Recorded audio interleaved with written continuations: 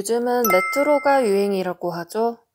특히 옛날 로고로 만들어진 제품들이 많이 출시하고 있는데요. 그 중에 로켓보이라는 로고는 낯이 익는 상표죠. 배터리의 아이콘으로 유명한 브랜드입니다. 네, 그렇습니다. 오늘 소개할 회사는 세방입니다.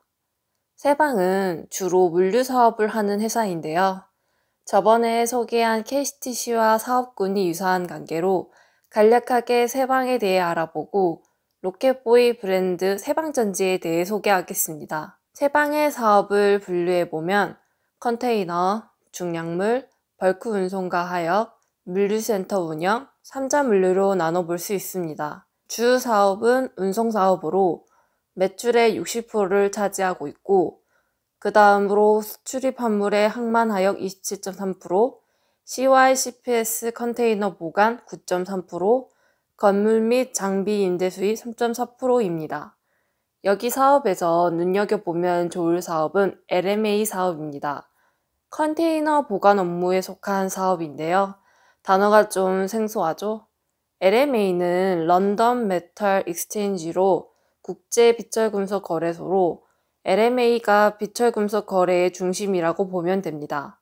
그래서 이곳에 형성되는 가격이 거래의 지표가 됩니다. 보통 현물 가격보다 3개월 뒤에 선물 가격으로 거래가 됩니다. LMA에서는 가격 결정 기능도 하지만 해칭의 기능도 제공합니다. 해칭을 하게 되면 정치적, 경제적, 금융상의 혼란으로 야기되는 가격 변동의 위험을 방지할 수 있습니다. 예를 들어 최근에 일어난 러시아 우크라이나 전쟁으로 인한 원자재 폭등을 사전에 방지할 수 있겠지요. 그리고 수급 조절의 기능을 할 수 있어서 비철금속을 LMA 지정 창고에서 거래해 현금화할 수 있고 비철금속 선물 투자자는 지정 창고 입고 물량을 매입함으로써 투자 수익도 가능합니다. 그리고 비철금속 같은 경우 물류 비용을 지불하고 수입을 해야 하는데 LMA 지정 창고를 운영하게 되면 적시에 공급받아 사용함으로써 물류비 절감, 적기 공급, 소규모 재고 보유가 가능하게 됩니다.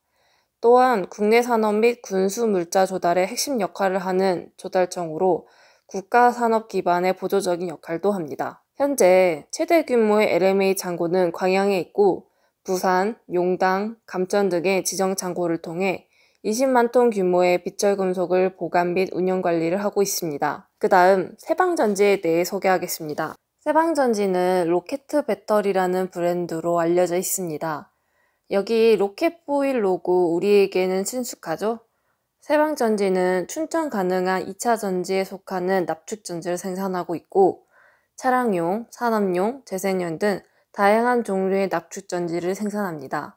그리고 국내 축전지 업체 중에서 42.9%로 높은 시장 점유율을 보이고 있습니다. 간략하게 납축전지의 특성을 말하자면 소모성 배터리이긴 하지만 오래 사용할 수 있고 안정성이 뛰어나서 자동차, 오토바이, 태양광 발전기 등 여러 방면에 쓰입니다. 세방전지의 주 매출 사업은 차량용 배터리인데요. 80.1%로 높은 매출 비중을 차지하고 있고 그 다음은 산업용 15.1%, 재생연 4.7%를 차지하고 있습니다. 차량용 배터리는 볼보, 폭스바겐 등과 같은 세계적인 자동차 기업에 공급하고 있으며 현대차 배터리팩 협력사로 선정되기도 하였습니다. 그 다음 산업용으로는 무정전 전원장치, 에너지 저장장치 등 다양한 제품군을 양산해 국내와 해외에 공급하고 있는데요. 여기서 무정전 전원장치는 간단히 말하면 보조 배터리와 같은 역할을 합니다. 잠시 정전이 되었을 때 기기에 일정 시간 전원을 공급해 줄 수 있는 장치입니다. 특히 기업 전산실 같이 24시간 돌아가야 하는 서버에 필수적인 장치입니다. 에너지 저장 장치는 들쭉날쭉한 전기 공급량을 보완하기 위해 생산된 전기를 배터리에 저장했다가 필요할 때 사용하는 장치입니다. 여기에서 하나 의문이 될 겁니다. 세방이 축전지로 국내 1등인 기업인 건 알겠는데 요즘 2차 전지의 대표 주자는 리튬전지 아닌가 하고요. 실제로 요즘 친환경 배터리로 리튬전지가 각광받고 있습니다. 일단 가볍기도 하고 자기 방전도 적고 충전 효율도 좋으니까요. 그러면 납축전지는 그대로 하향으로 가는 추세 아닌가 라고 생각할 수 있습니다. 반은 맞고 반은 틀립니다. 분명히 납축전지에서 리튬전지로 넘어가야 하는 시기는 맞지만 온전히 리튬전지가 모든 것을 대체하는 시대는 아닙니다. 아직까지 전기차의 문제점이 있기도 하고요. 대표적인 문제는 리튬이온 배터리로 인한 전기차 화재입니다. 리튬이온 배터리는 열에 취약하기도 하고 화재가 발생하면 내연기관차 대비 소모되는 물의 양도 큰 편입니다. 물론 가격적인 측면도 있습니다. 리튬이온 배터리도 교체 시기가 있는데 상대적으로 납축전지보다 가격대가 있는 건 사실이니까요. 그렇다고 해서 리튬전지 개발을 안 하는 것이 아니라 주로 패키징 사업에 집중하고 있습니다. 패키징 사업을 알기 위해서 리튬 배터리가 어떻게 구성되는지 알면 이해하기가 쉽습니다. 리튬 배터리의 최소 크기는 셀입니다. 그 다음 여러 개의 셀들을 하나의 모듈로 묶어 외부 충격에서 보호될 수 있도록 하고 그것을 프레임에 넣는 것이 모듈입니다. 그리고 여러 개의 모듈과 배터리의 온도와 전압을 조절해주는 배터리 관리 시스템과 냉각장치 등을 추가한 것이 배터리팩입니다. 최종적으로 팩의 형태로 배터리가 들어가게 됩니다. 여기에서도 기술이 필요한데요. 왜냐하면 자동차 내 제한된 공간에서 최대한의 성능을 발현할 수 있도록 셀을 배치해야 우리가 중요하게 생각하는 주행 가는 거리가 좋게 나오기도 합니다. 마지막으로 관련 뉴스에 대해 알아보겠습니다.